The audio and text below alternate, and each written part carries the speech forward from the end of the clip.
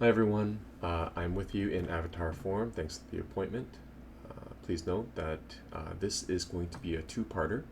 I know the sheet is long and I gave you a lot of practice questions. Today I want to talk about only a handful of these applications. It is this thing called torque. I want to talk about the area of a parallelogram, which we already did, so it's going to be light. And using the idea of an area of a parallelogram, I want to introduce something called a triple scalar product, a special name for a dot product and a cross product in the same expression, which directly translates to a 3D version of a parallelogram, and we call that a parallelepiped. Or if my my own math teacher, my calculus teacher from back when I was in high school, completely butchered that because of his Slavic accent. But yeah, it's pronounced parallelepiped. Okay, these are the things I want to talk about today.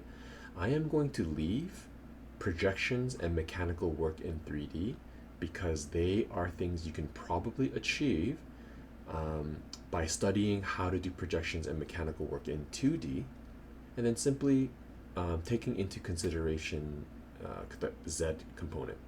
Okay, so we'll do projections and mechanical work tomorrow together. It's a whole bunch of questions you can do as well. So today, please dedicate your time just to wrap your head around this thing called torque and how that translates to a cross product, as well as this thing called a parallelepiped and how cross product helps calculate that.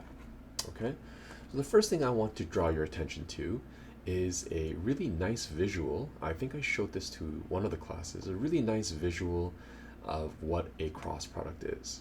So going to the website, take a look. It's pretty nice. More than the numbers, I just want you to consider the movement or the size, or rather the direction of this blue arrow as the vector A and B increase and decrease in the angle that they contain. So the size of A and B does not matter. But notice, right, I missed it. But notice as the angle between A and B, so A cross B, right there, the angle between A and B gets closer and closer to 90 degrees. By definition, the cross product has sine theta. Sine 90 degrees, that gives you the largest number of sine possible, right? Sine 90 degrees is 1, which makes this product of these magnitudes the largest possible, right? It's not a decimal. So when sine is 90 degrees, I have the largest magnitude for my cross product. As this angle increases, remember, my fingers are in the A direction, cross B, so my fingers are curling in the B direction. If the angle becomes 180, it virtually becomes 0 because, by formula, sine of 180 is 0. So whatever this is, multiply that by 0, the cross product equals a 0 vector. Then we move on. If the angle of A cross B, or A cross B, so fingers to A, and then if you curl towards B, where's your thumb? Just try it right now with your hand, and you're gonna look like a little funny, like you have some kind of spasm in your arm, and it's really weird. You're doing a little chicken wing dance. A curl to B, your thumb will be pointing downwards, and that 90 degrees makes this cross product the largest possible. I hope you sort of see that and you appreciate. Okay, it gets maximum and then back to 0 and then maximum and then back to 0, but obviously the direction is in opposite direction. Okay, so here we go. One application is this thing called torque. And torque, the parallelepiped, all of these things, it's not that the cross product was created to define these as if they discovered it that way. No, it's in fact, in an attempt to calculate torque, when they set up their equation to calculate torque, they realized, oh my goodness, this is the exact same thing as when we were trying to calculate the magnitude of a cross product. Well, then let's make our life simple. When we want to calculate torque, let's just find my two vectors and cross product it. And it just sort of stuck. Same with the parallelepiped or area of a parallelogram. I talked about it before.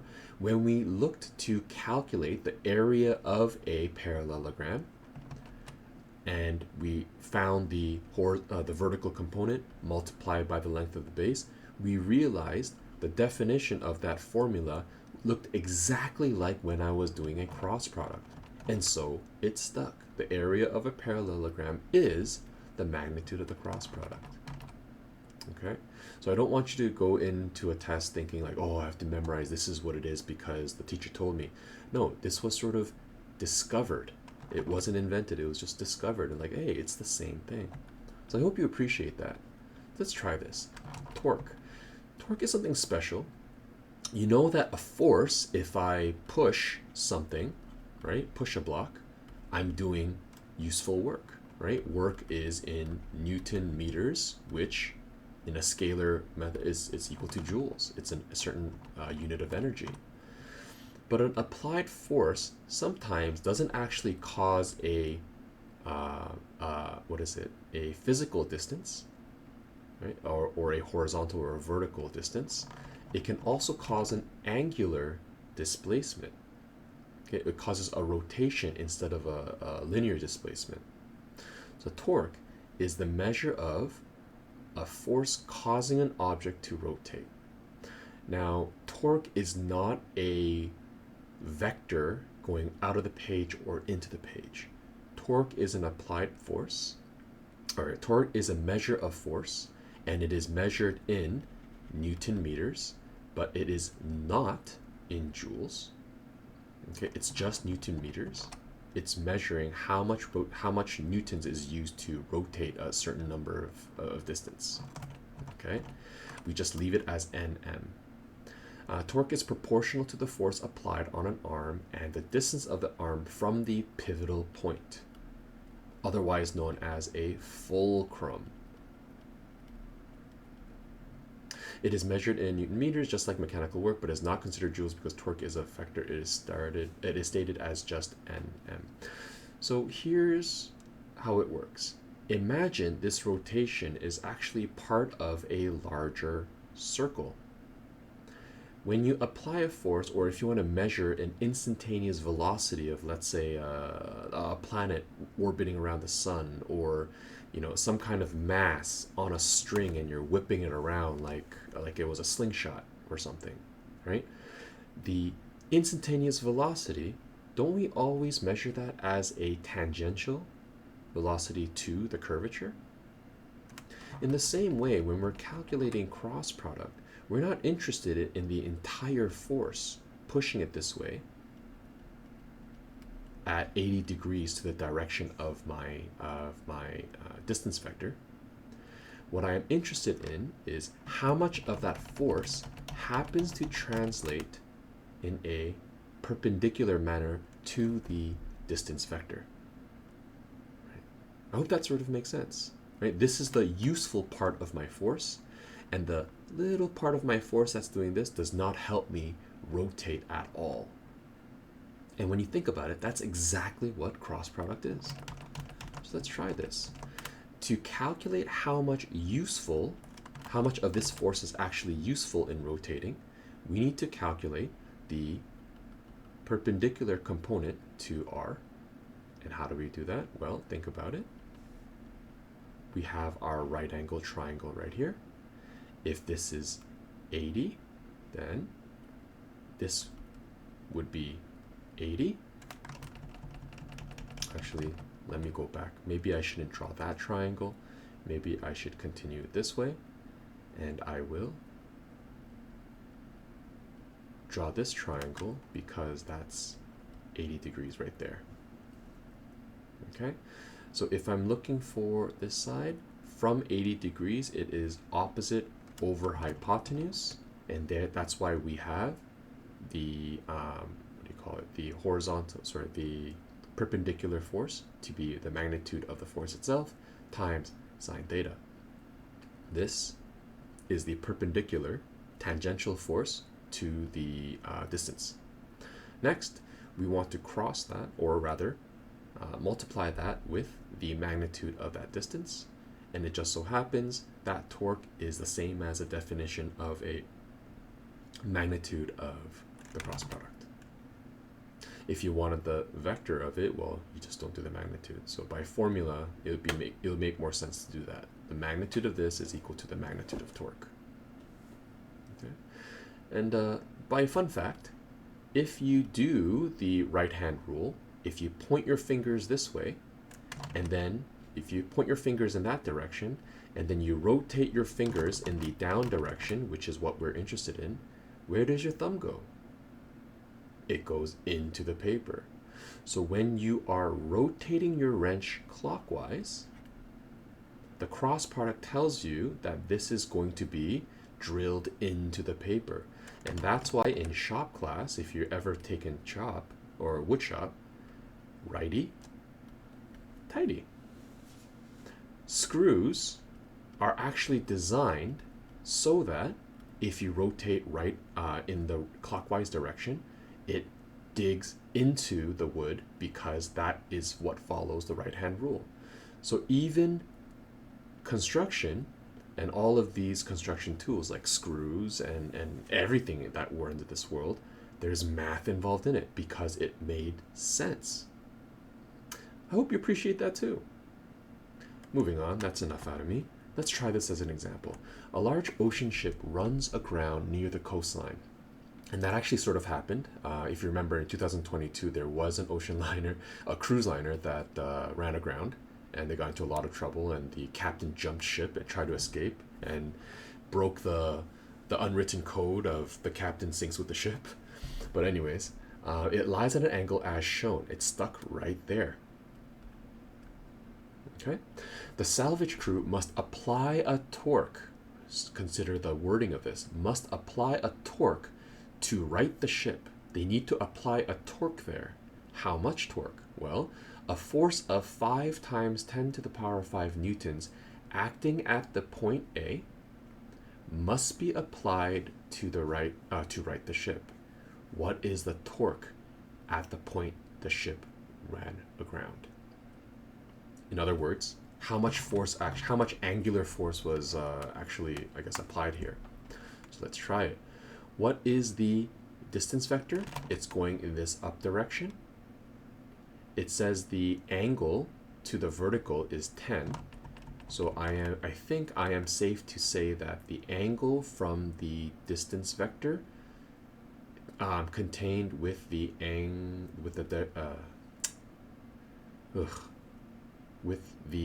vector of the force is going to be 80 degrees. Sorry about that.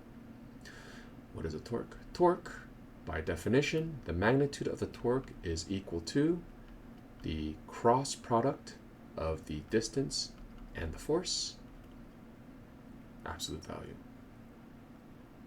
Okay, which is going to be equal to the magnitude of the distance vector, the magnitude of the force vector, sine with the angle contained between the two.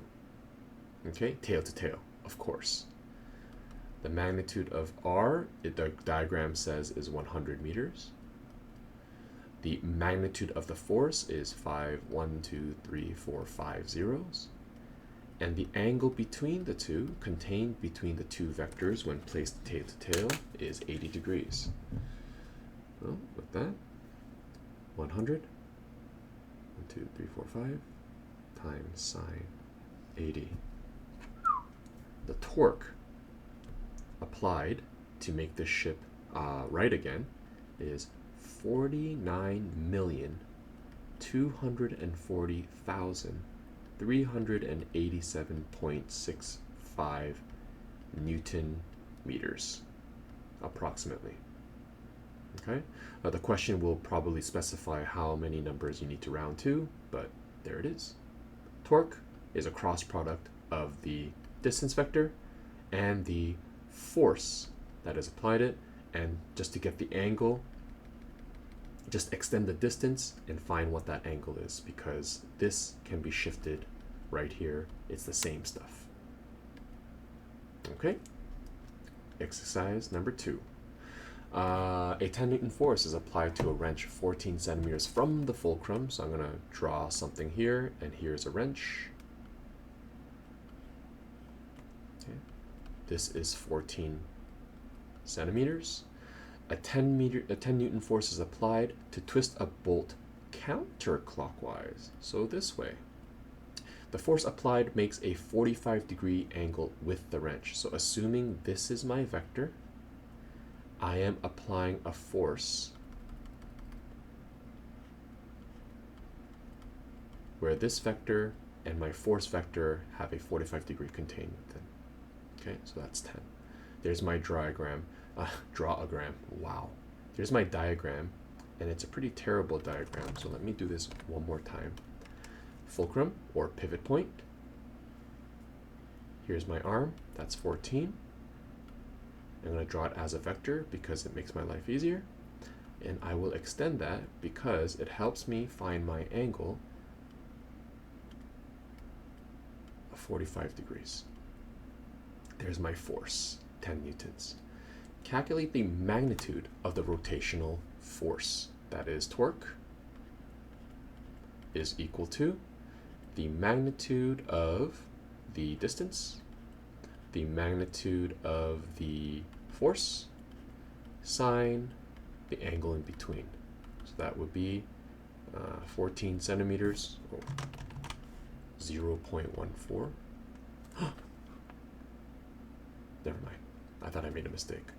Remember, torque is in Newton meters, so the distance has to be in meters. That's 0.14. The force itself is 10 newtons, and sine 45. The magnitude of the rotational force is approximately 0.989, so 0.99 Newton meters. Determine the direction of the torque. Well, once again, this is rotating counterclockwise. So stick your fingers out so that your forefingers are in the direction of the distance. Curl your fingers to the direction of the force. Where's your thumb? Unless you have a very interesting hand, your thumb should be not into the paper, but your thumb should be this way, right?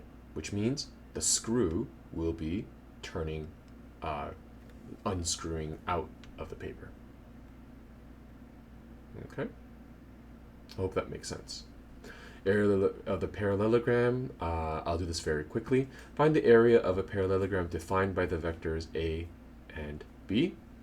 But we know that the area of a parallelogram is equivalent to the magnitude of A cross B. And because they give me Cartesian coordinates, I will have to use my little fish method. 1, -1, 0, 1, -1, 0, 0, 1, 2, 0, 1, 2. Ignore the first two numbers, ignore the last two numbers, and we have the vector itself is going to be -2, -1, -3. 0, -2, and 1 minus a -1. There is my, my perpendicular vector, mutually perpendicular to both of them. But that happens to be, the magnitude happens to coincidentally be the same as the area of a parallelogram. So, using that extended Pythagorean theorem, we have 9 plus 4 plus 4. We've got square root of 17. There it is. Because it's an area, I'm going to say this is units squared. Okay. If the substitute would be willing to pause the video if necessary, you can. Or the students, if you want to request to go back to a certain part of the video, absolutely do so. I am a bit more impatient and want to get to this thing called the parallelepiped. So keep in mind the area of a parallelogram is A cross B. Okay? Here we go. Sometimes there will be combination of dot and cross products that you have to do. One special combination is A dot B cross C. It's called a triple scalar product. Why is it a triple scalar product? Well, it has 3 vectors, but if you do this in the correct order, you end up with a scalar answer. That's why it's a triple scalar product. You might be asking why. Well, if you decide to do A dot B first, you get yourself a scalar value, and a scalar value cannot be crossed with the vector. So in fact, if I have A dot B cross C, the proper order is to do the cross product of these two, which gives you a vector, and you can do a vector dot product another vector to get you a scalar value. In the same way, if I ask you to evaluate the expressions u cross v dot w, you have no choice but to do the cross product first. Otherwise, it would be meaningless. So let's do it. U cross v is, let's see, I can't do this in my head. I need to write it down. I don't have enough brain cells to spare. Okay, so removing, it's 18 minus 5. 2 minus 24. And 20 minus 6. There you go. Next, I want to take this, so u cross v, and do a dot product with w. That means x times x plus y times y plus z times z. This is 10 times 13 plus negative 3 times negative 22, so positive 66, plus 14 times 14, oh, negative 14 times 14, that's a negative 196. And oh, interesting, if I add all this together, my answer is a 0. What is the overall expression? It is not a vector, it's just a scalar quantity 0. Surprise! One of those sick, twisted math teacher humors. Okay, all that work and the answer is a 0. This, coincidentally, this scalar, triple scalar product, a vector cross another vector dot the third vector, is in fact the formula for the volume of a parallelepiped. So we finally get to answer this question. What is a parallelepiped? A parallelepiped is essentially a 3D prism where all 6 faces are parallelograms. And they don't have to be mutually parallel to or 90 degrees with any other sides. It's simply this side on the left and this side on the right have to be parallel. Okay, let me break it down. All 6 sides are parallelograms in a parallelepiped. Okay, so this line and that line are parallel. This line and that line are parallel. The same can be said on this side, on the right side. This line and that line, they are parallel. And this line going into the paper and that line going into the paper are parallel. And I can transfer that over to the entire shape. What's interesting though is that there is no restriction for 90 degrees corners. All we need to know for a parallelepiped is not only are the sides parallel, but the faces also happen to be parallel. What does that mean? It means the shape is a little funny, a lot more funnier than you think. I'm going to challenge your spatial visual abilities by trying to reason this out. I have drawn a parallelogram. Now, if I take this parallelogram, let's see if my mouse control is good, right? And I stack the same parallelogram on top, and I stack the same parallelogram on top, and I stack the same parallelogram on top. Well, it's nothing special, is it? Right? In fact, I can argue this is just a rectangle, so a piece of paper, I stack another piece of paper, I stack another piece of paper, I get myself a rectangular prism, right? But what if I take this, pretend this is a stack of printer paper, right? Going way high, and I push it directly on the side. All the paper stacked together will lean over, and I would get myself something along the lines of, oof.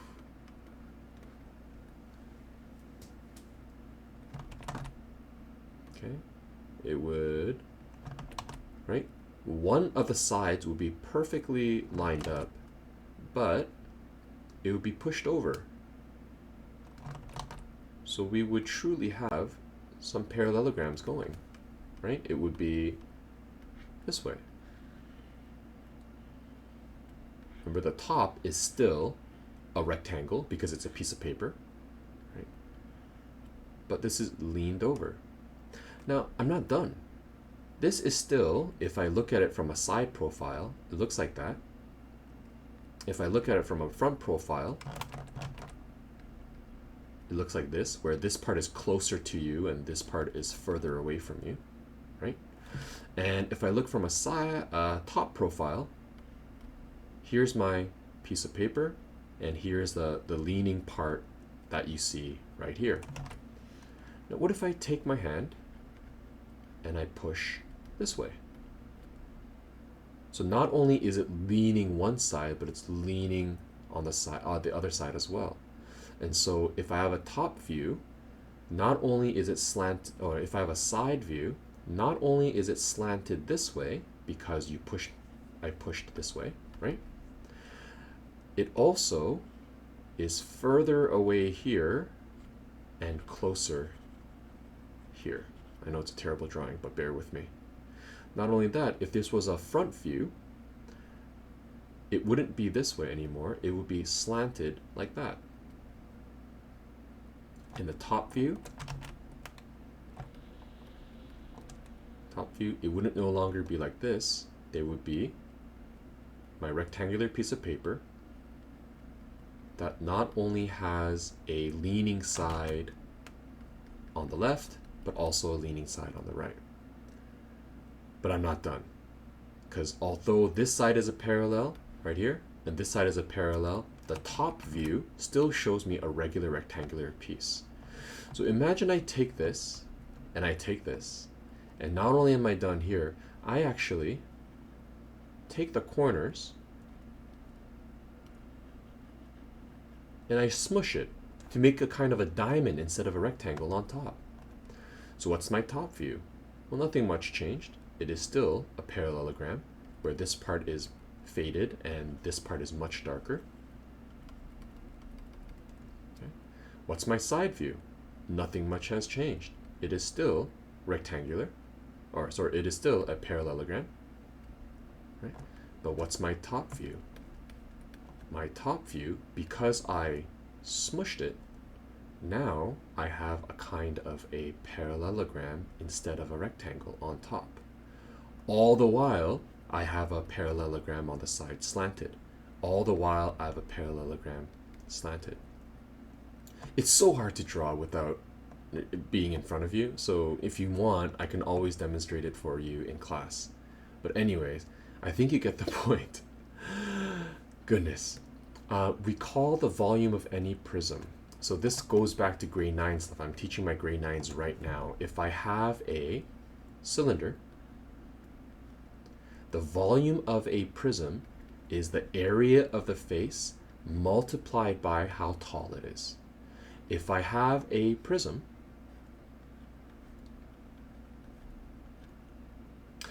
the volume of the prism is the area of the face multiplied by how tall it is. If I have a prism,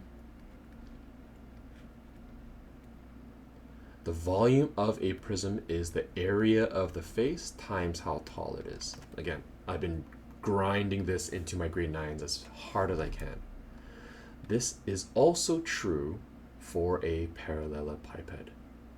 I need the area of this base, which happens to be a parallelogram, and I need to multiply with the height of the parallelogram, which happens to be perpendicular to the base, which happens to coincide with a cross product. Right? It happens to coincide with, oh sorry, not cross product. It actually happens to coincide with, if I have this angle, adjacent over hypotenuse. It actually coincides with a dot product. Long story short, what I need is the area of the base, which is, in this case, u cross v. Okay?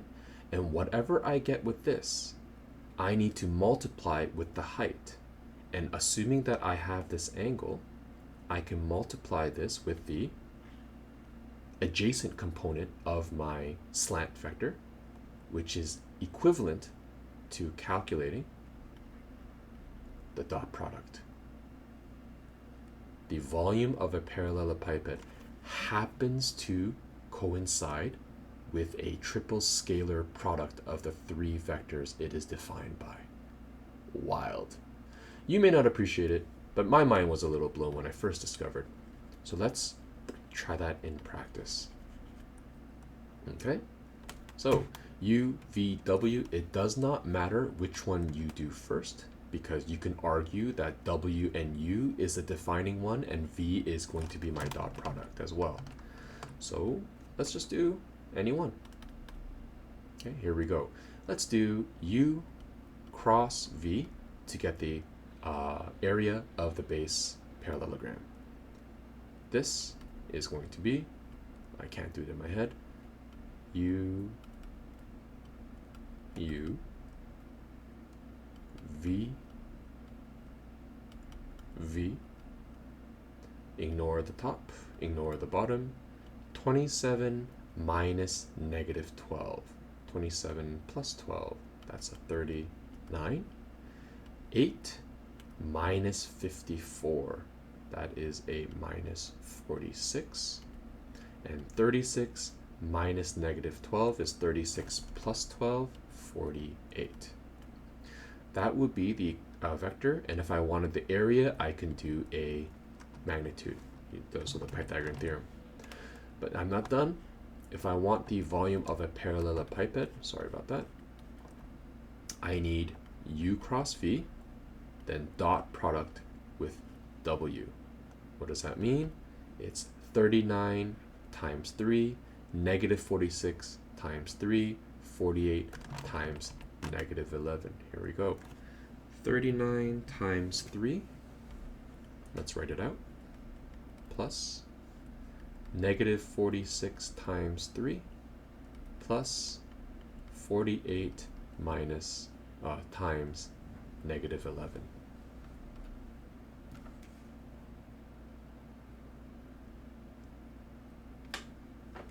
We have 39 times 3, 117, negative 46 times 3, negative 46 times 3, negative 138, 48 times negative 11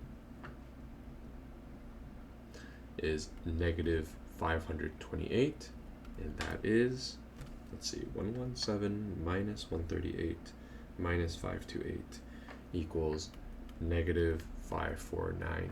You might be wondering, does that make any sense? Are you sure this is the way it's supposed to work? How is a volume supposed to be negative? It will turn into a negative simply because, or it can turn into a negative if U cross V happens to follow a right-handed rule and the perpendicular vector is in fact going downwards. So if you cross this with, or if you dot this with W, the angle that is contained between the two is larger than 90 degrees. So it happens. And this is why, by definition, the volume of a parallelepiped is the magnitude of the scalar product. Okay? So in other words, the volume of the parallelepiped is 549 units cubed. Again, I'm not sure how you want to interpret all of this. Some of you may simply feel it's more comfortable to memorize these applications, and that's totally fine. I'll tell you, I'll be first to admit that the volume of a parallelepiped is not something I memorized in high school, nor did I use it extensively in university, and so I would have to look it up every time I use it, right? However, um, I hope that you're able to at least connect the idea of what's happening with these volumes and how it coincidentally appears exactly like a triple scalar product. How when you know do the area of a parallelogram, how it coincidentally is cross product, and so on and so forth. Okay, the two applications here, projection and mechanical work in 3D, is exactly the same as we have done in 2D, but when we do a dot product, we just have to worry about the z component. That's it. So we'll take a look at that tomorrow. My request or my task for you is to try all the questions that do not involve mechanical work or projection.